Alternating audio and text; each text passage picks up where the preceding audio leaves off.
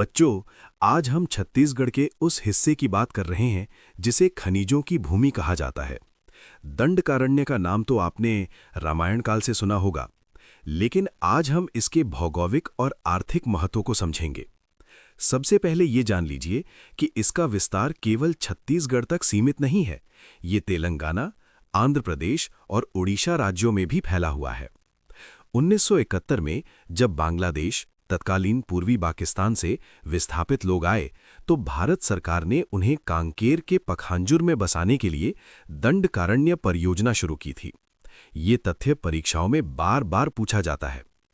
यहाँ की जमीन आर्कियन और धारवाड़ युग की चट्टानों यानी ग्रेनाइट और नीस से बनी है।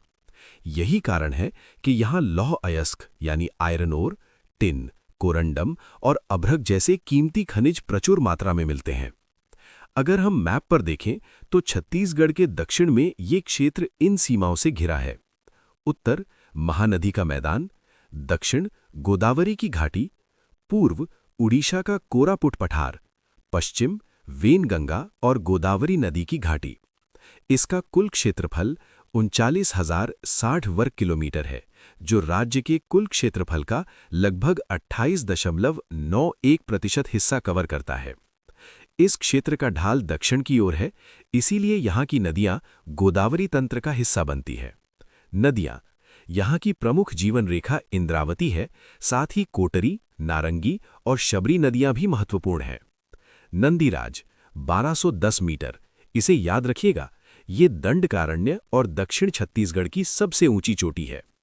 इस क्षेत्र को साल वनों का द्वीप कहा जाता है। यहाँ के घने जंगल न केवल पर्यावरण बल्कि यहाँ की जनजातियों की आजीविका के लिए भी बहुत जरूरी है। आपने जो दंडकारण्य के पठार का हिस्सा पढ़ा है, अब उसके बाकी बचे हुए प्रमुख उपविभागों यानी सब डिविजन्स को भी विस्तार से समझते हैं। दंडकारण्य के पठार के प्रमुख उपविभाग। पहला, कोटरी महानदी का मैदान। ये कांकेर बेसिन है। इसे कांकेर बेसिन भी कहते हैं। इसकी खासियतें कुछ इस तरह है। इसकी औसत ऊंचाई 300 से 500 मीटर के बीच है। इस बेसिन की अधिकतम चौड़ाई लगभग 60 किलोमीटर है। ये कांकेर बेसिन के उत्तर में महानदी बेसिन के पास है। ये दंडकारण्य का सबसे उत्तरी भाग है। महानदी और गोदावरी नदी बेसिन के बीच में ही दंडकारण्य का पठार स्थित है। इसे दंडकारण्य प्रदेश के उत्तरी भाग का प्रवेश द्वार भी कहा जाता है। दूसरा, कोटरी नदी बेसिन छत्तीसगढ़ के दक्षिण पश्चिम भाग में स्थित है। एग्जाम में अक्सर इसकी दिशा पूछी जाती है, तो याद रखिएगा साउथ वेस्ट यानी साउथ वेस्ट। तीसरा, अबुझमाड़ की पहाड़ी। यहां से बहुत सारे सवाल बनते हैं, इसलिए इसे ध्यान से समझना। नाम का अर्थ अबुझ का मतलब है जिसे बूझा ना जा सके, अनजान या अज्ञात, और माड़ का मतलब होता है पर्वत यानी अनजान पर्वतीय क्षेत्र। ये मुख्य रूप से नारायणपुर जिले में फैला है। इसकी औसत ऊंचाई 600 से 800 मीटर है। स्थिति की बात करें तो इसके उत्तर में कोटरी नदी का मैदान, उत्तर पूर्व में राव घाट की पहाड़ी, दक्षिण में इंद्रावती नदी, पूर्व में बोर्डिंग नदी जो इंद्रावती की सहायक है। अब इसके कुछ उपनाम देखते हैं। इसे छत्तीसगढ़ का चेरापूंजी कहा जाता है। क्यों? क्योंकि यहाँ 187 सेंटीमीटर से भी ज्यादा बारिश होती है। नारायणपुर इसी वजह से राज्य का सर्वाधिक वर्षा वाला क्षेत्र है। यहाँ के शैल, यहाँ धारवाड़ और कुड़प्पा कालीन चट्टानें पाई जाती हैं। कुछ प्रमुख घाटियाँ। यहाँ की खुरसेल घाटी बहुत प्रसिद्ध है। यहाँ सर्वोत्तम किस्म के सागौन वन मिलते हैं। यहाँ अबुझमाड़िया जनजाति निवास करती है। यहाँ की जाटलूर नदी में प्राकृतिक रूप से मगरमच्छ पाए जाते हैं। सोनपुर की घाटी अबुझमाड़ के उत्तरी हिस्से को बाकी भाग से अलग करती है। ये क्षेत्र बस्तर के पठार का सबसे अधिक ऊंचाई वाला क्षेत्र है। सोनपुर की घाटी इस पहाड़ी के उत्तरी सीमावर्ती भाग को शेष भाग से अलग करती है। इंद्रावती नदी घाटी अबुझमाड़ क्षेत्र को दक्षिण की ओर सीमांकित करती है। चौथा, उत्तर पूर्वी पठार। इसे हम बस्तर का पठार के नाम से भी जानते हैं।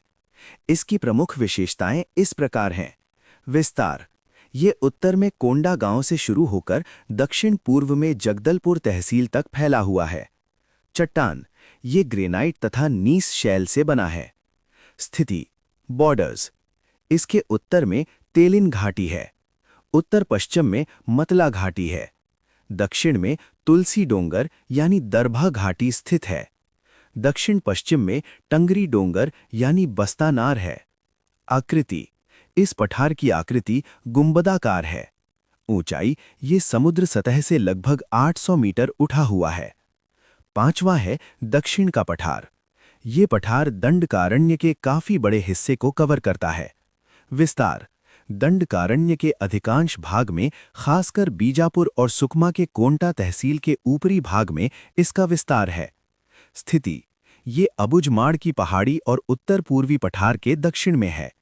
इसके पूर्व में सुकमा घाटी और दक्षिण पूर्वी भाग में टिकनपल्ली की पहाड़ी सुकमा स्थित है। निर्माण, ये भी ग्रेनाइट व नाइस चट्टानों से बना है। पहाड़ी, इसके मध्य में प्रसिद्ध बैलाडिला की पहाड़ी स्थित है। अंतिम उपविभाग है गोदावरी शबरी का मैदान। ये हमारे राज्य के सबसे दक्षिणी छोर का हिस्सा है। स्थिति, ये गोदावरी और शबरी नदी के बीच का क्षेत्र है। उपनाम, ध्यान देना बच्चों, इस बेसिन को उर्मिल बेसिन के नाम से भी जाना जाता है। विस्तार, उत्तर में बीजापुर तहसील से लेकर दक्षिण में कोंटा तहसील तक। ऊंचाई, ये काफी कम ऊंचाई वाला क्षेत्र है, 300 मीटर से भी कम। खनिज, यहां से टिन की प्राप्ति होती है। विशेष, शबरी घाटी के मैदान की मिट्टी लाल दोमट है, लेकिन ये अनुपजाऊ है, खेती के लिए अच्छी नहीं। इसके उत्तर में अलबका की पहाड़ियां हैं और बीजापुर तहसील के पश्चिम में उसुर की पहाड़ी स्थित है। तो दोस्तों, अभी तक हमने दंडकारण्य के पठार के उपविभागों को समझ लिया। अब हम दंडकारण्य पठार की अन्य स्थलाकृतियों को देखते हैं। राव घाट की पहाड़ी, सबसे पहले आती है राव घाट की पहाड़ी। ये अबुझमाड़ पहाड़ी के उत्तर पूर्व भाग में स्थित है और ये कांकेर जिले में पाई जाती है। राव घाट की पहाड़ी लौह अयस्क के लिए बहुत प्रसिद्ध है। यहाँ लौह अयस्क के लगभग 6 विभिन्न निक्षेप पाए जाते हैं। वर्तमान समय में भिलाई स्टील प्लांट को यहीं से लौह अयस्क की आपूर्ति की जा रही है। आरी डोंगरी पहाड़ी, अब बात करते हैं आरी डोंगरी पहाड़ी की। ये पहाड़ी कांकेर जिले के भानु प्रतापपुर तहसील क्षेत्र में स्थित है। ये क्षेत्र भी लौह अयस्क के लिए प्रसिद्ध माना जाता है। गाड़िया पहाड़ी, अब आती है गाड़िया पहाड़ी। ये भी कांकेर जिले में स्थित है। इस पहाड़ी पर प्रतिवर्ष माघ मास में मड़ई उत्सव का आयोजन किया जाता है। यहाँ सुनई रुपई तालाब भी स्थित है। इस तालाब का नामकरण राजा की 2 बेटियों सुनई और रुपई के नाम पर रखा गया था। इसके अलावा यहाँ जूड़ी पगार गुफा या छुरी पगार गुफा भी पाई जाती है। केशकाल घाटी, अब बात करते हैं दंडकारण्य की बहुत प्रसिद्ध घाटी केशकाल घाटी की। इस घाटी का नामकरण एक रोचक घटना से जुड़ा है। कहा जाता है कि यहाँ केशलू नामक व्यक्ति शेर से युद्ध करते हुए मारा गया था। इसी कारण इस स्थान का नाम केशकाल पड़ा। ये घाटी कोंडागांव जिले में स्थित है। इसे बस्तर का प्रवेश द्वार भी कहा जाता है। केशकाल घाटी को छत्तीसगढ़ का सबसे बड़ा जल विभाजक पर्वत भी माना जाता है। यहाँ 2 प्रमुख घाटियाँ पाई जाती हैं। पहली तेलिन घाटी, जो कोंडागांव में स्थित है। यहाँ तेलिन माता का मंदिर स्थित है और यहाँ तेलिन माता का प्रसिद्ध मेला भी लगता है। दूसरी केशकाल घाटी है, जिसे जल विभाजक घाटी कहा जाता है। यहाँ से गोदावरी नदी प्रणाली और महानदी नदी प्रणाली का जल अलग अलग दिशाओं में बहता है। यही कारण है कि ये क्षेत्र छत्तीसगढ़ के मैदान और बस्तर के बीच सीमा भी बनाता है। साथ ही ये महानदी और इंद्रावती नदियों के बीच जल विभाजक का कार्य भी करता है। अगर यहाँ के प्राकृतिक संसाधनों की बात करें तो ये क्षेत्र बॉक्साइट खनिज के लिए जाना जाता है। यहाँ साल के घने वन पाए जाते हैं और यहाँ का प्रमुख हिल स्टेशन टाटामारी माना जाता है। अब देखते हैं मलाज कुंडम पहाड़ी।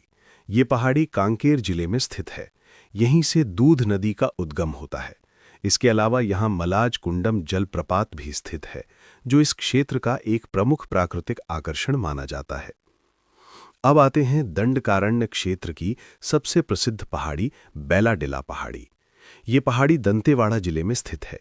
इसकी प्रमुख चोटी नंदीराज है, जिसकी ऊंचाई लगभग 1210 मीटर है। ये बस्तर की सबसे ऊंची चोटी और दक्षिण छत्तीसगढ़ की सबसे ऊंची चोटी मानी जाती है। इसकी प्रमुख शाखा बरहा डूंगरी है, जो कि बीजापुर एवं दंतेवाड़ा में विस्तृत है। इस पहाड़ी का निर्माण मुख्य रूप से पुरातन शैलों ओल्ड रॉक से हुआ है, जिनमें आर्कियन और धारवाड़ शैलें शामिल हैं। यहाँ लौह अयस्क के लगभग 14 निक्षेप पाए जाते हैं। यहाँ मिलने वाला लौह अयस्क मुख्य रूप से हेमेटाइट, जो कि द्वितीय श्रेणी प्रकार का होता है। इस क्षेत्र में लौह अयस्क का उत्खनन एनएमडीसी द्वारा किया जाता है। यहाँ से निकाला गया लौह अयस्क विशाखापट्टनम बंदरगाह के माध्यम से जापान तक निर्यात किया जाता है। एक और महत्वपूर्ण तथ्य ये है कि बेलाडिला में एशिया का सबसे बड़ा लौह अयस्क भंडार पाया जाता है। इसी कारण दंतेवाड़ा जिला लौह अयस्क के भंडार और उत्पादन में छत्तीसगढ़ में प्रथम स्थान पर है। इसके ऊपरी भाग को आकाश नगर के नाम से भी जाना जाता है और ये पहाड़ी इंद्रावती नदी के दक्षिण दिशा में स्थित है। अलबका पहाड़ी। अब बात करते हैं अलबका पहाड़ी की। ये पहाड़ी बीजापुर जिले में स्थित है। अलबामा हिल्स, ये बीजापुर जिले के दक्षिण पश्चिम दिशा में स्थित है। उसूर की पहाड़ी, ये पहाड़ी बीजापुर जिले में स्थित है और ये बीजापुर तहसील के पश्चिम दिशा में पाई जाती है। इस पहाड़ी का निर्माण मुख्य रूप से कडप्पा शैलों से हुआ है। गोल्लापल्ली की पहाड़ी। अब बात करते हैं गोल्लापल्ली की पहाड़ी की। ये पहाड़ी कोंटा तहसील के दक्षिण दिशा में स्थित है। इसकी ऊंचाई लगभग 950 मीटर मानी जाती है। बस्तर का पठार। अब आते हैं बस्तर के पठार पर।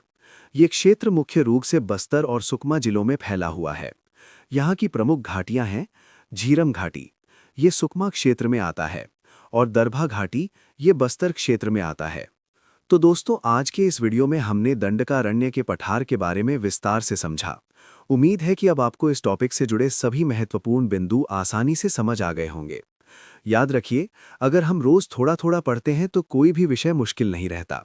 अगर आपको ये वीडियो अच्छा लगा हो और इससे कुछ नया सीखने को मिला हो तो वीडियो को लाइक ज़रूर करें और ऐसे ही आसान तरीके से पढ़ाई करने के लिए चैनल को सब्सक्राइब करना ना भूलें।